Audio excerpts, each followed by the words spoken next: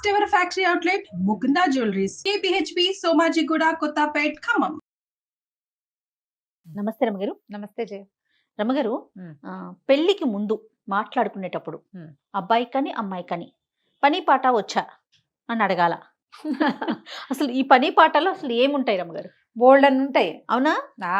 స్నానం చేసి టవల్ ఆడేయటం దగ్గర నుంచి అన్నీను, మార్నింగ్ బ్రేక్ఫాస్ట్ చేయటం, బాక్సులు సర్దటం, డైనింగ్ టేబుల్ తుడవటం, అలాంటివన్నీ కూడా పనులే కదా జయ. అవన్నీ అవసరమే. పని వచ్చా రాదా, ఏం పనులు చేస్తావు నువ్వు, అసలు నీ రొటీన్ ఏమిటి అనేది మొదటి ప్రశ్న. ఇప్పుడు మనం ఏం కనుక్కుంటున్నాము, సాధారణంగా పెళ్ళిళ్ళు పెద్దగా కనుక్కోవట్లే, ఏదో ఓం పెళ్ళిళ్ళు అయిపోతున్నాయి. మన మధ్యవర్తులు ఉండే పెళ్ళిళ్ళు కొన్ని, లేకపోతే మ్యాట్రిమోనియల్స్ ద్వారా. మా బంధువులు అయితే వాళ్ళ అమ్మ మంచిది, నాన్న మంచివాడు, పిల్ల బుద్ధిమంతురాలే, మంచి మార్కులు వచ్చినాయి, అలాంటివి చెప్తారు. అసలు బంధువుల ద్వారా లేదు లేవు, ఇప్పుడు ఆ వ్యవహారం లేదు.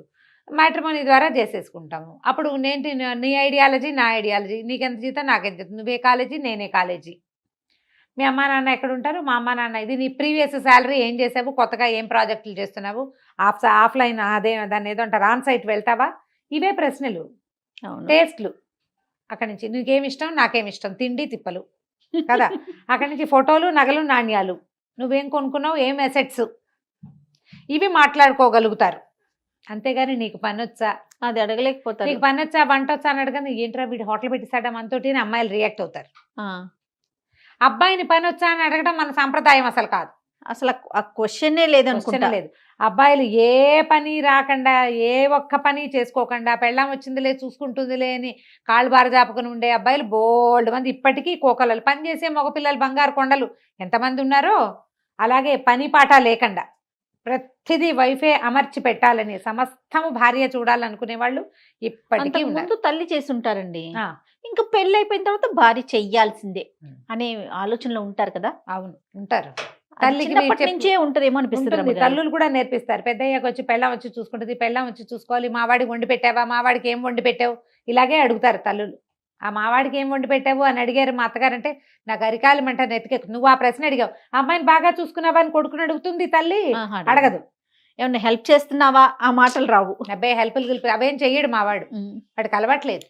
ఈ అమ్మాయికి ఏం అలవాటు ఉంది పాపం, పెళ్ళాం కాబట్టి అది పని చేయాల్సిందే. పని అనేసరికి మగపిల్లల విషయంలో రమ్మగారు ఏదైనా ఒక ఉద్యోగానికి వెళ్ళటమా, ఏదైనా వ్యాపారం చేయటమా, డబ్బులు సంపాదించడం, అదే పని తప్ప ఇంట్లో చేసేది పని కాదు. అదే ఈ వ్యాపారము, వీటి మీద ఒక మంచి కథ ఉంది, చెప్తాను. ఓ కథ చెప్తారా? దీని చాలా అద్భుతమైన కథ, బ్రహ్మాండమైన పురాతన గాథ ఒకటి ఉంది. చెప్పండి చెప్పండి. పూర్వం ఒక రాజుగారు ఉండేవారు.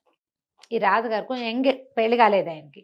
ఒకనాడు ఆయన ఒక వేటకు వెళ్తూ ఒక గొర్రెల కాపరి వాకిట్లో ఉన్న ఒక సౌందర్యవతైన అమ్మాయిని చూసి ముచ్చటపడ్డాడు. అమ్మాయి చాలా బాగుంది, గొర్రెలు తోలుతుంది, చక్కగా మన్నికగా, మనిషి బాగుందన్నమాట, నాణ్యంగా ఉంది చూడ్డానికి.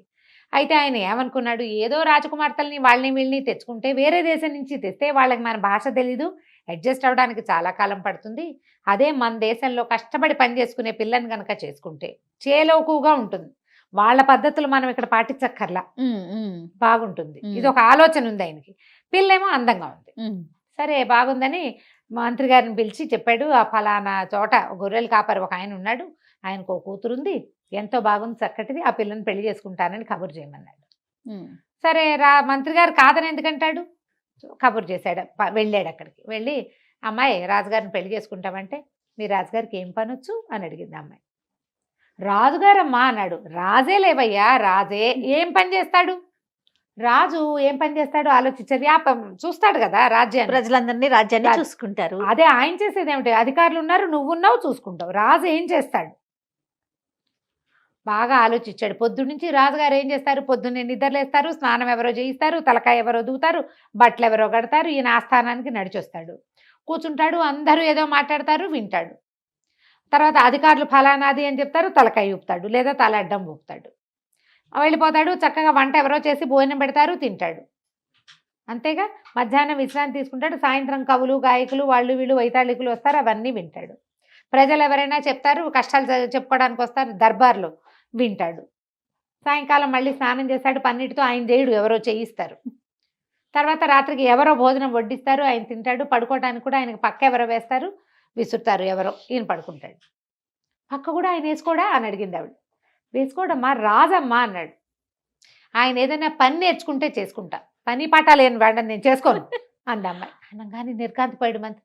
పనే రాజుగారికి పని ఏమిటి, రాజుగారు ఏం పని చేసుకుంటాడు, ఇది లాభం లేదని వెళ్ళాడు. వెళ్ళేసరికల్లా రాజుగారు అన్నాడు, కాదు కాదు ఇందులో ఏదో ఒక పాయింట్ ఉంది, సరే ఏదైనా ఒక పని నేర్చుకుందాం, ఏం నేర్చుకుందాం అని ఆలోచించాడు. ఆలోచిస్తే రకరకాలు ఉన్నాయి, వస్త్రాలు నేయటాలు, తివాసీలు నేయటాలు, అలా బోల్డ్ పనులు ఉన్నాయి. అది కొంచెం కాశ్మీర్ దేశం, అక్కడ ఏంటంటే ఉన్నితో పనిచేసే పద్ధతి ఉంది. అయితే ఆయనకి తివాసీలు అవి నీట్గా అందంగా ఉంటే ఇష్టం. అయితే కొంతమంది పని వాళ్ళు తివాసీలు నేర్చుకుంటే చూడడానికి ఈయనకి ఇంట్రెస్టింగ్గా ఉంది. ఈయన ఏమన్నాడు, తివాసీ నేర్చే పని నేర్చుకుంటానన్నాడు. ఒక 15 రోజుల పాటు వాళ్ళ దగ్గరే ఉండి, కష్టం అది, నేత చిన్న పని కాదు, నేర్చుకున్నాడు. నువ్వు సొంతంగా నేయగలటం వచ్చిందా, ఊరికే పని రావడం కాదంటే సరే సొంతంగా నేయటానికి 6 నెలలు సమయం తీసుకుని తనే ఒక 10 రోజులు కూర్చుని ఒక తివాచీ నేయటం ఆయన మొదలుపెట్టాడు. నేసి పంపించాడు ఈ అమ్మాయికి. ఈ పని వచ్చు రాజుకి అని, ఏదో ఒక ఉపయోగపడే పని వచ్చు అని చెప్పి పెళ్లి కొప్పుకుంది. బాగుంది. పెళ్లి చేసుకుంది. ఈయన అప్పుడప్పుడు ఆ పని చేసేవాడు. అది అలవాటు లేకపోతే పోతుంది కదా, మరి నేర్చుకున్న విద్య అతను అమ్మాయి నేర్పించింది బలవంతంగా. అమ్మాయి చక్కగా కులాసాగా అందరితోటి బాగా ఉండేది. ఈయన కూడా రాణితో చాలా సంతోషంగా ఉంటుంది. అమ్మాయి చాలా అందమైంది, మంచి చురుకైంది, తన పనులు తను చేసుకుంటుంది. ఈ స్నానాలు చేయించడాలు వాటికి ఒప్పుకునేది కాదు. రాజును కూడా చూసిన వాళ్ళెవరో చేయించడం, నీ దారి నువ్వు చేసుకోక అట్లా అనేది. బాగుంది జీవితం. ఒక సంవత్సరంన్నర గడిచింది. సంవత్సరంన్నర తర్వాత రాజుగారు ఏం చేశాడంటే, మారువేషం వేసుకుని ఆయన ఊళ్ళోకి వెళ్ళటం ముందు నుంచి అలవాటు. ఆ మారువేషంలోనే ఈ అమ్మాయిని చూశాడు. అయితే ఏం చేశాడు, మారువేషం వేసుకుని ప్రతి శుక్రవారం వెళ్ళేవాడు. ఊళ్ళో కొన్ని కొత్త వీధులు అవి పెరిగినాయి అనమాట.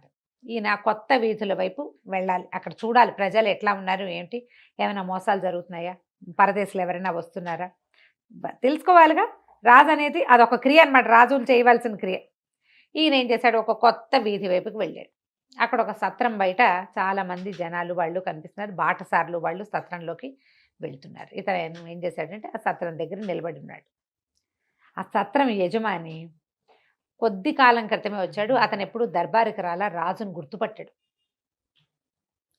గుర్తుపట్టక ఈ బయట నిలబడి ఉన్నాడు కదా, లోపలికి రా, ఏమైనా తిందు కానీ తాగుదు కానీ అని పిలిచాడు. నేను నీకు తెలుసా అన్నాడు రాజు. తెలియడం ఎందుకు, వీళ్ళందరూ రావట్లా, అలాగే నువ్వు కూడా వస్తావు అన్నాడు. సరే రాజుగారు లోపలికి వెళ్ళాడు.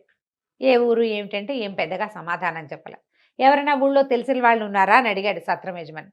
ఎవ్వరూ తెలీదు, నేను ఇప్పుడే బయట ఊరి నుంచి వస్తున్నాను అన్నాడు. ఆనంగానే రాజుగారి పెడరెక్కలు విరిచి కట్టేశారు లోపల. ఇలా ఎవ్వరూ తెలియకుండా ఎక్కడికి వెళ్ళకుండా మొదటే వచ్చి సత్రానికి వస్తే వాళ్ళని కట్టేసి అమ్మేసుకుంటారు. ఏమనాలి మనం ఇప్పుడు, దాన్ని ఏదో అంటారు కదా, కిడ్నాప్ చేయటమా, కిడ్నాపింగ్, తీసుకెళ్లి వేరే చోటకి అమ్మేసేయటం, బానిసలుగా అమ్మటం. ఓకే. ఏమనుకున్నారు, చక్కగా గట్టిగా హఠాకట్టుగా రాజుగారు మరి శుభ్రంగా పుష్టిగా ఉన్నాడు, బాగున్నాడు, వరే గుర్రాన్ని తీసుకెళ్ళి లోపల కట్టేయండి అంటే గుర్రాన్ని మాయం చేసేశారు. రాజుగారిని లోపల కట్టేస్తే రాజు మెల్లిగా ప్రశ్నించడం మొదలుపెట్టాడు. 2 రోజులు గడిచినాయి. రాజుగారు మారువేషంలో వెళ్ళాడు కానీ ఇంటికి రాలేదు, తెలిసింది మొత్తం కోటలో అందరికీ. చూస్తున్నారు ఆయనే వస్తాడేమో లేని, ఏమీ సందడి లేదు. ఈ లోపల ఈ రాజుగారికి 2 పూటలు భోజనం పెట్టారు.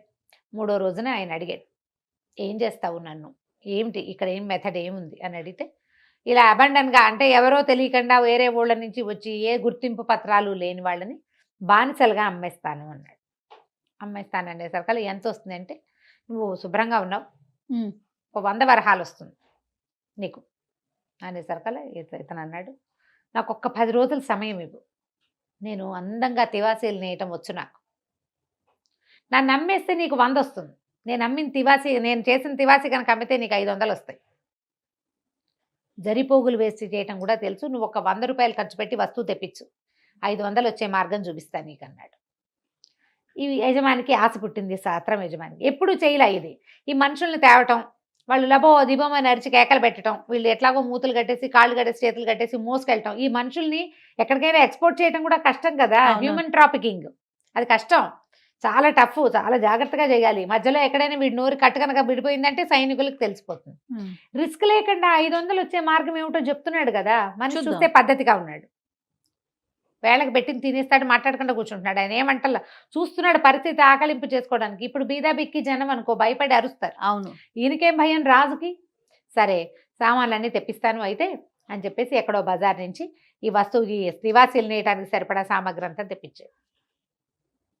రాజుగారు చక్కగా అన్ని సాంగంగా ఏర్పరచుకుని 10 రోజుల పాటు కూర్చుని విశాలంగా చక్కటి తివాసి నేసాడు.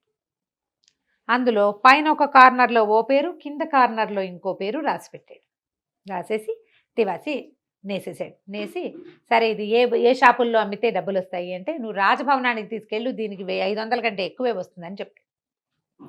ఈ సత్రం యజమాని అది సంకలో పెట్టుకుని, అది ఇంత పెద్దగా ఉంటుంది కదా పొడుగ్గా, చుట్టి సంకలో పెట్టుకున్నాడు. తీసుకుపోయాడు.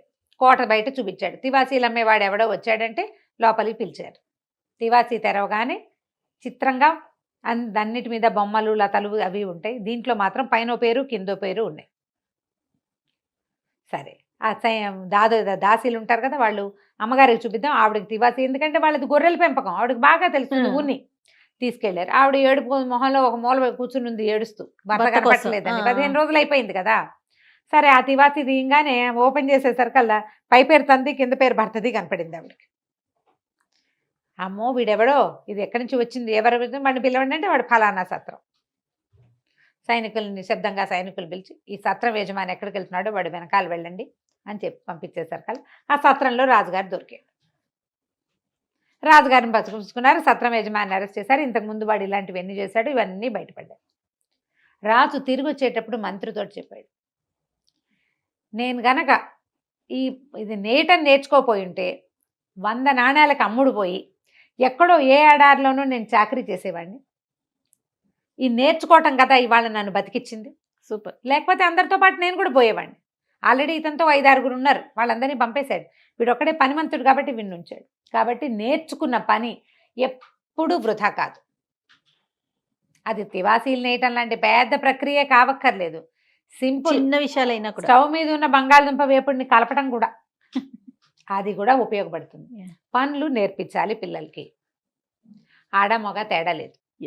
గిన్నెలు దోమించడం, ఇల్లు తుడిపించడం, ఎవడి బాత్రూమ్ వాడు కడుక్కోవటం, విప్పిన బట్టలు చటుక్కుని ఒకసారి ఒట్టిగా జాడించైనా ఆరేసుకోవటం, ఆరేసిన బట్టలు మడత పెట్టుకోవటం, ఒక అలవాటుగా ఈ పనులు వచ్చి ఉంటే వాళ్ళు హాయిగా బతుకుతారు. ఈ కథ చెప్పండి, పని నేర్పించండి, భవిష్యత్తులో కష్టాలు ఉండవు రమ్మగారు. వాళ్ళు హాయిగా ఉంటారు, వాళ్ళతో ఉన్న వాళ్ళు మరీ సుఖంగా ఉంటారు. చాలా బాగుందండి. నమస్తే రమ్మగారు. నమస్తే.